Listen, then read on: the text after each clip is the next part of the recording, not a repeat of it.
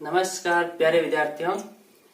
अभी जैसा कि आपने देखा कि 1 महीने का और लॉकडाउन जो बढ़ा है, इसमें आपका कोर्स जो है नियमित रूप से लागू करने के लिए गोविंदम क्लासेज ने आपके साथ मिलकर यानी कि आप ही के सहयोग से कोर्स को कंटिन्यू रखने का सोचा है, जिसमें अभी हम 9th क्लास का जो कोर्स शुरू कर रहे हैं। यानी ये आप समझ के चलिए कि यदि आप जो चैप्टर्स हम लेंगे इनको यदि सीख कर रखेंगे तो ये वैसे आपके 10th में तो हेल्पफुल रहेंगे ही, और साथ ही आपके बेसिक नॉलेज के लिए भी जरूरी है। तो आइए हम इसमें देखते हैं। फर्स्ट जो चैप्टर है आपके वो है नंबर सिस्टम। यानी नंबर सिस्टम क्या है?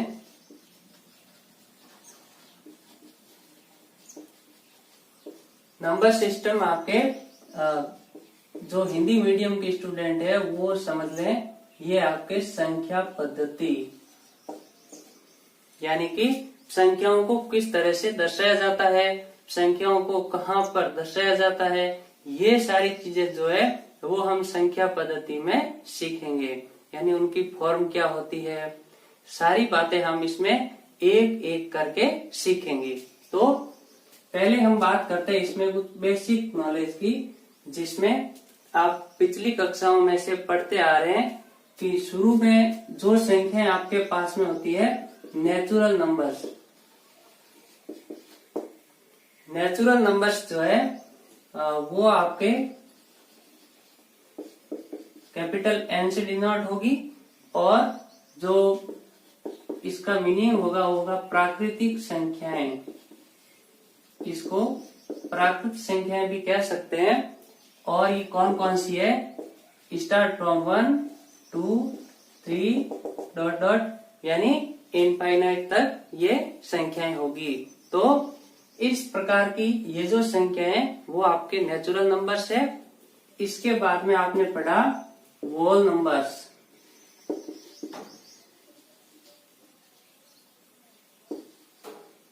होल नंबर्स जो है वो आपके डिनोट होगा W से, यानी कहीं आपको आवश्यकता हो तो इसको आप कैपिटल W लिखेंगे। इसमें ध्यान रखें ये आपके जीरो शामिल है इसमें, यानी नेचुरल नंबर्स में जब हम जीरो ऐड कर देते हैं, इसको भी शामिल कर देते हैं, तो ये बन जाती है आपके होल नंबर्स। और इसको हम कहेंगे पूर्ण संख्याएं। इसके बाद में नेक्स्ट है आपके इंटीजर्स। इंटीजर्स जो है ये आपके संख्या होती है पूर्णांक। इनको आप शॉर्ट में इंटीजर्स लिखते हैं इस तरह से। और साथ ही साथ ये ध्यान रखें कि ये जो इंटीजर्स है इनको निरूपित किया जाता है कैपिटल Z से। और इसमें आपके संख्या शामिल होती है माइनस में, इधर की -3 -2 -1, फिर आपके 0, फिर 1 2 3, इस तरह से। यानी कि यहाँ पर यदि कोई संख्या रेखा है तो 0 होगा यहाँ पर, और फिर आपके 1 2 3, इस प्रकार से ये हो गए आपके पॉजिटिव इंटीजर्स।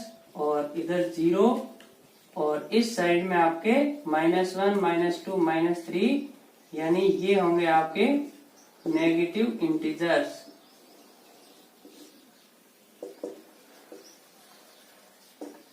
यानी इस तरह से ये तो हो गए आपके धनात्मक पूर्णांक, ये हो गए ऋणात्मक पूर्णांक, और ये आपके शून्य।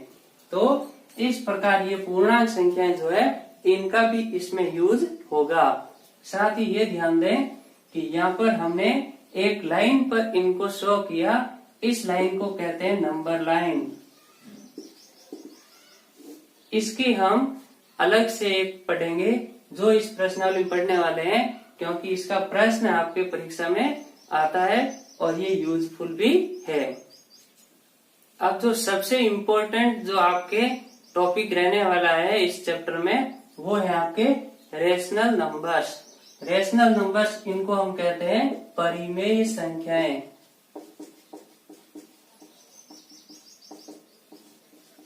परिमेय संख्याएं जो है वो किस तरह की होती है, इनकी डेफिनेशन जो है वो आप देखिए।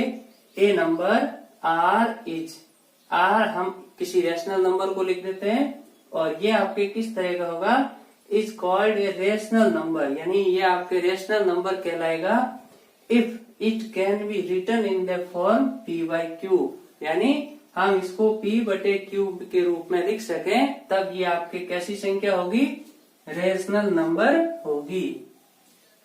फिर where P and Q are integers and Q is not equal to 0, यानी इसमें जो P बटे Q है इसमें P और Q दोनों आपके Z होगा, यानी पूर्णांक संख्या होगी, यानी इंटीजर्स होंगे।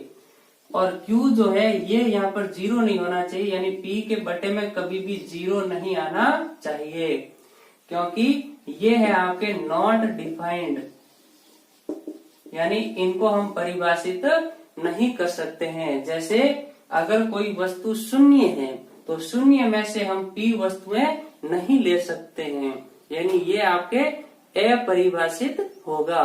यदि आपके पास में कोई Q वस्तुएं हैं तो उनमें से हम कोई वस्तु नहीं ले सकते हैं, यानी Q में से 0 आपको लेनी है तो ये आपके लिए संभव है, तो 0 में से वस्तुएं लेना संभव नहीं होगा।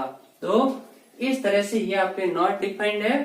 और साथ ही ये ध्यान दें कि रेशनल नंबर से, यानी P बटे Q जो आपने लिखा है P बटे Q, ये आपके न्यूमरेटर बटे डिनोमिनेटर होगा, यानी अंश बटे हर, तो इसको हम फ्रैक्शंस भी कह सकते हैं। यानी कि आपने जो भिन्न पढ़ा है, भिन्न यानी फ्रैक्शंस, वो भिन्न के रूप में अगर संख्या है तब आपके ये संख्या कहलाएगी परिमेय संख्या।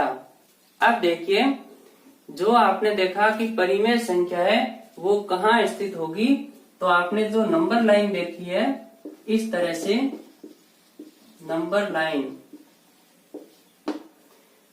लाइन पर आप देख रहे हैं कि इस तरह से 0, इधर 1 2 3 4 5 और इस तरह से इधर है आपके -1 -2 -3 डॉट डॉट। तो इस प्रकार से ये जो संख्या रेखा है आपके में आप देख रहे हैं, मान लेते हैं 1 और 2, तो इनके बीच में आप देख रहे हैं कि जो संख्याएं होगी वो कितनी होगी, इस प्रकार से इनकी संख्या कितनी होगी, यानी कितनी संख्याएं हम किन्हीं दो पूर्णांक संख्याओं के बीच में निरूपित कर सकते हैं। तो याद रखें, इनके बीच में आपके अपरिमित अनंत संख्याएं होगी, यानी इनके मध्य इनफाइनाइट अनंत संख्याएं आप लिख सकते हो, जिन्हें हम परिभाषित नहीं कर सकते हैं कि कितनी संख्याएं हैं, यानी अनंत संख्याएं आपके पास में हो सकती है। तो वो संख्याएं किस तरह से, जैसे आप इस 1 और 2 के मध्य की डिस्टेंस बढ़ाते जाओगे, डिस्टेंस बढ़ाने का अर्थ है इसको आप जैसे ही जूम करते जाओगे तो जूम करने के दौरान ये जो संख्याएं होगी आपको आवर्धित यानी मैग्नीफाइड होकर आपको शो हो जाएगी। अब देखिए, आपके जो एक्सरसाइज 1.1 है, इसका जो फर्स्ट क्वेश्चन है, ये देखिए, इज 0 ए रेशनल नंबर, यानी क्या 0 एक रेशनल नंबर है, जिसमें can you write it in the form P by Q, यानी इसको क्या हम फ्रैक्शन की फॉर्म में लिख सकते हैं, where P and Q are integers and Q is not equal to 0। ये आपके वैसे रेशनल नंबर की डेफिनेशन है। तो इसमें आप देख रहे हैं कि 0 को हम रेशनल नंबर कह सकते हैं या नहीं, यदि कह सकते हैं तो इसे हम किस तरह से लिख सकते हैं, तो इसको जानिए। आप आंसर लिखेंगे इसका कि 0 जो है वो हमने पिछले जो रेशनल नंबर की डेफिनेशन देखी उसमें भी देखा कि 0 हम किसी संख्या में से ले सकते हैं, तो हम कह सकते हैं yes 0 is a rational number. अब हम इसको कैसे लिख सकते हैं, तो लिखेंगे बिकॉज 0 इक्वल टू 0/2, 0/3, 0/-3, यानी इस तरह से हम ये जो लिख रहे हैं इसमें आपके लिए कंडीशन क्या थी कि यहाँ पर Q है वो 0 के बराबर नहीं होना चाहिए, तो यहाँ पर Q 0 के बराबर नहीं है, लेकिन P के लिए कोई आपके पाबंदी नहीं है, यानी कोई बैरियर नहीं है कि हम इसको क्या लिख सके।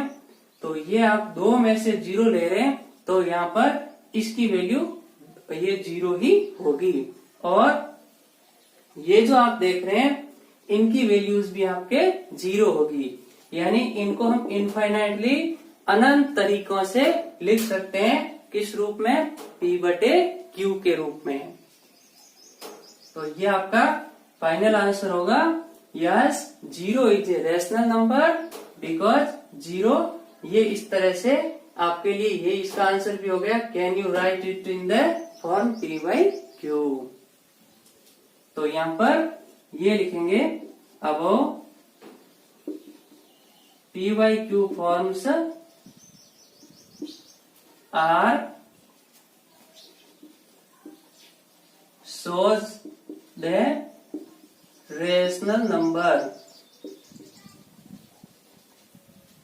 यानी ये जो आपने फॉर्म्स लिखी है ये आपके रेशनल नंबर्स की फॉर्म है जिसको हमने 0 के रूप में लिखा है। अब ये जो क्वेश्चन है आपके लिए मोस्ट इम्पोर्टेंट भी है, क्योंकि आपने ये वैसे 8वीं क्लास में सीखा भी 8th स्टैंडर्ड में। इसमें है आपके find 6 rational numbers between 3 and 4, यानी इसका मीनिंग ये है कि आपके पास में जैसे नंबर लाइन है तो नंबर लाइन पर आप 3 and 4 शो कर सकते हैं। उनके बीच में आप 6 संख्याएं कैसे दर्शाएंगे, तो इसकी मेथड्स जो है वो आपके एक तो मीन वैल्यू मेथड भी है, क्योंकि इसमें हम क्या करते हैं दो संख्याएं जो दे रखी इनको ऐड करके 2 से डिवाइड करते हैं तो आपको इनकी मिडल जो नंबर है वो प्राप्त हो जाएगी। फिर अगेन आप यही प्रोसेस है वो आगे बढ़ाते जाएंगे तो आप सक्सेसिव अनंत संख्याएं प्राप्त कर सकते हैं। तो हम यहाँ पर एक मेथड यूज में लेने वाले हैं जो आपके डिफरेंट है, क्योंकि ये आपके लिए इजी रहेगा कैलकुलेशन के तौर पर, क्योंकि इसमें बार बार फिर जोड़ना भाग देना ये आपके लिए ज्यादा टाइम स्पेंडिंग होगा। तो यहाँ पर देखिए कि गिवन नंबर्स क्या है आपके पास में, गिवन नंबर्स यानी दी गई संख्याएं आपके पास में है वो है 3 and 4। फिर देख रहे हैं इनके बीच में आपको 6 रेशनल नंबर प्राप्त करने हैं 6, यानी because we need 6 rational numbers,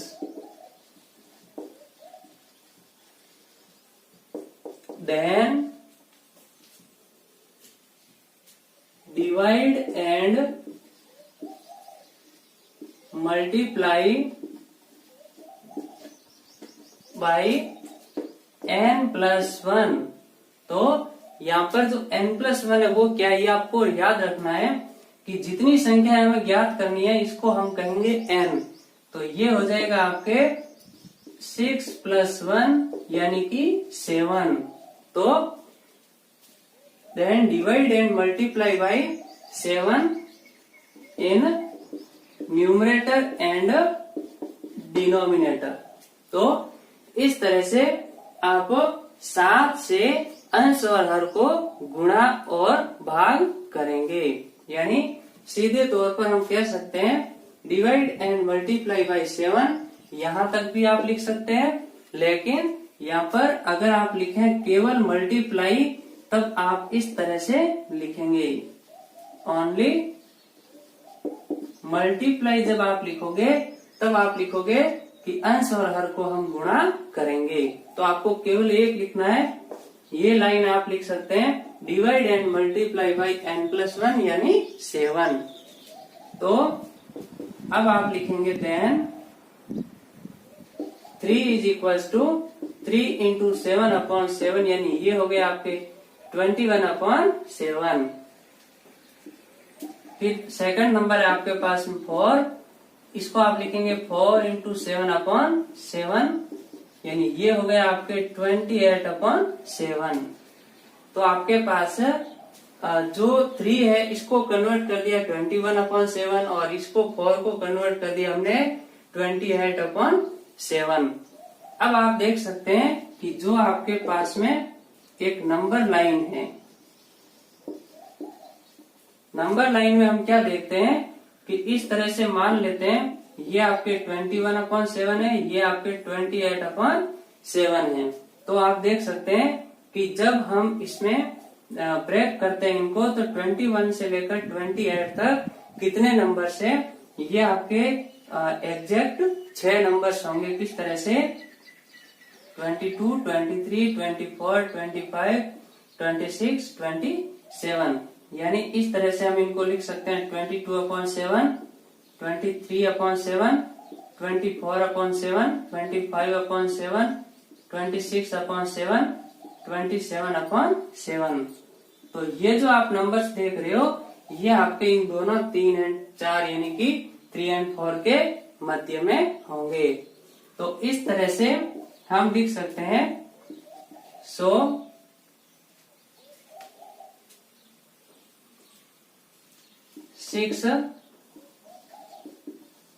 rational numbers are, ये आपके होंगे 22/7, 23/7, 24/7, 25/7, 26/7, 27/7 यानी 6 नंबर्स जो है वो आपके 3 और 4 के मिडल टर्म्स होंगे। तो ये आपका फाइनल आंसर होगा।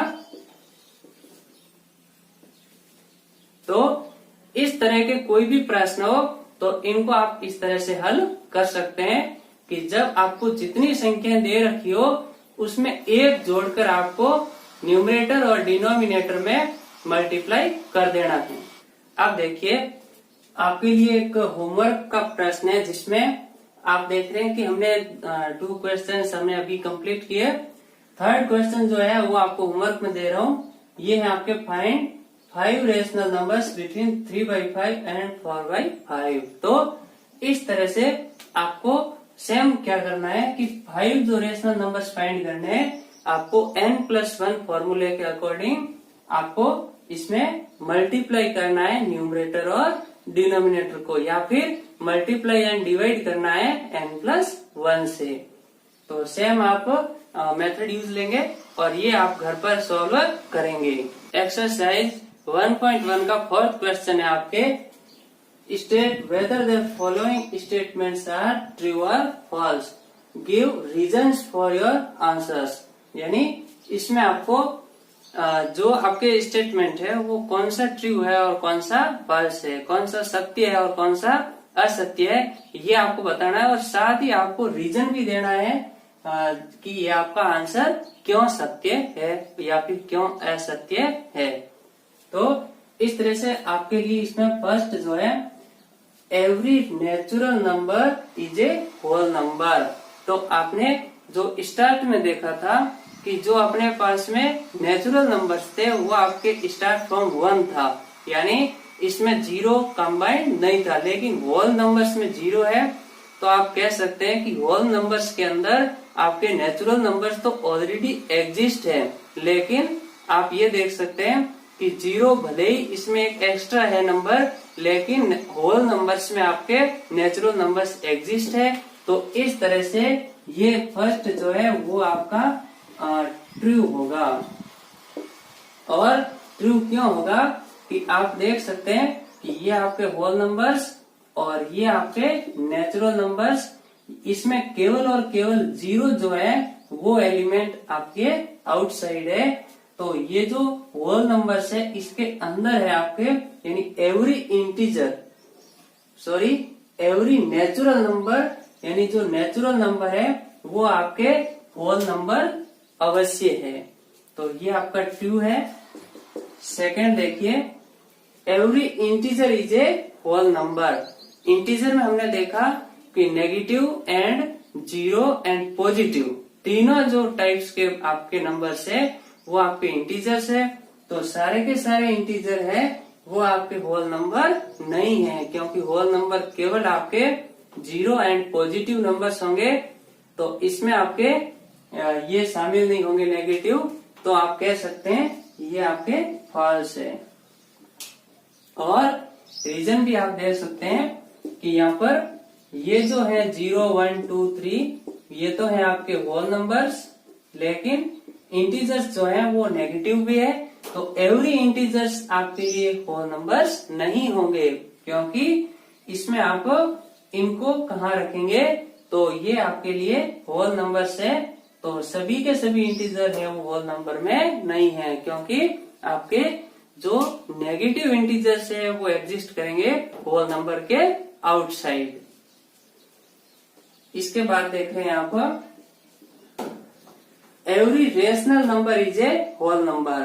तो यहाँ पर देख रहे हैं आप रेशनल नंबर जो है, आपने होल नंबर की डेफिनेशन में क्या देखा कि इसमें 0, 1, 2, 3 इस तरह से आपके लिए जो नंबर्स हैं वो पूरा पूरा अंक होना चाहिए, यानी उसमें डेसिमल में नहीं होना चाहिए, टुकड़ों में नहीं होगा। तो पूरा जो अंक है वो आपके होल नंबर होगा।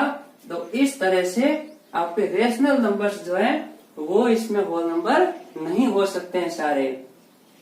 तो हम कहेंगे कि ये भी आपके फॉल्स होगा, क्योंकि यहाँ पर आप रीजन देख सकते हैं, बिकॉज p/q हम कोई एक नंबर ले लेते हैं, जैसे यहाँ पर 2/3।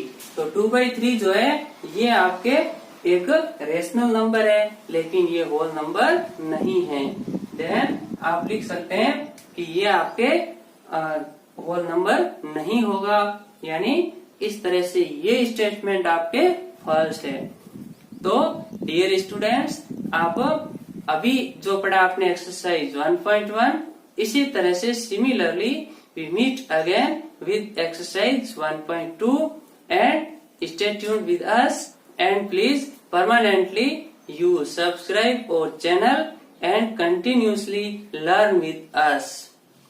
तो अभी आप स्टे होम में हैं, यानी आप सोशल डिस्टेंसिंग के कारण आप घर पर हैं, स्कूल नहीं जा पा रहे हैं। तो आपके जब तक स्कूल्स ओपन हो तब तक आप अपना सिलेबस स्टार्ट रखें, और इसके अंदर आप जो हम एक्सरसाइज 1 by 1 ले रहे हैं इनको आप कंटिन्यूसली अपनी नोटबुक के अंदर, चाहे आप रफली या फिर फेयरली आप वर्क करते रहिए, क्योंकि आपके लिए एक्सरसाइज को एक्सरसाइज्ड होना जरूरी है। यानी इसमें आप स्टॉप नहीं करेंगे, तो स्टॉप करते आप बाकी बातें सारी भूल जाएंगे। तो आपको इन्हें कंटिन्यूसली एक्सरसाइज करते रहना है।